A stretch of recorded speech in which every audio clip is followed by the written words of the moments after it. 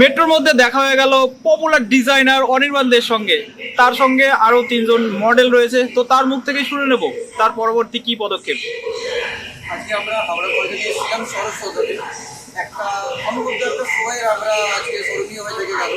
কারণ এই শোটা থিয়েটারে রাউন্ড থেকে শুরু করে বিভিন্ন বাচ্চারা ছোটো বাচ্চারা যারা পারফরমেন্স করেছে সেটা ওদের চোখে পড়ার কোনো নজর কাড়া পড়ে।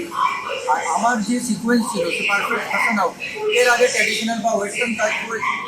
ছেলেদের ক্ষেত্রেও তো বিভিন্ন ওয়েস্টার্নের ক্ষেত্রে ব্লেজার বা শার্ট এগুলো পরে আসে, কিন্তু মেয়েদের ক্ষেত্রেও আজকে কর্পোরেট লুক, প্রত্যেকের লুক শার্ট প্যান্ট প্লাস মেয়েদের ক্ষেত্রে ক্রপ টপ, এইগুলোর ক্ষেত্রে আমরা কিন্তু আজকে একটা আলাদা রকম তাদের আলাদা লুক প্রোভাইড করেছিলাম।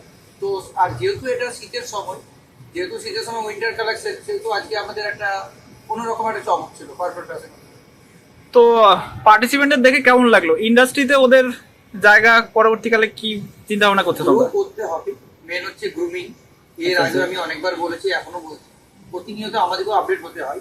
তো একটা গ্রুমিংটা একটা প্রত্যেকটা মানুষের ক্ষেত্রে বিশাল ভূমিকা একটা পালন করে। তো গ্রুমিং প্রত্যেকেরই প্রয়োজন, বাচ্চারা হোক বা বাচ্চার বাবার হোক না কেন। তো সেক্ষেত্রে গ্রুমিংটা একটা বিশাল ভূমিকা। আর ক্রিসমাসে কি প্ল্যান যদি একটু বলো।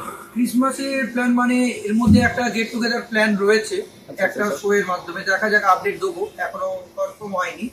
তো ওটা একটা গেট টুগেদার প্রোগ্রাম রয়েছে যেটার মধ্যে মডেল থেকে শুরু করে যারা সাহিত্যিক ঐতিহাসিক কোনো ক্রিয়েটিভ রয়েছে তারাও ওখানে ইনভাইটেড থাকবেন।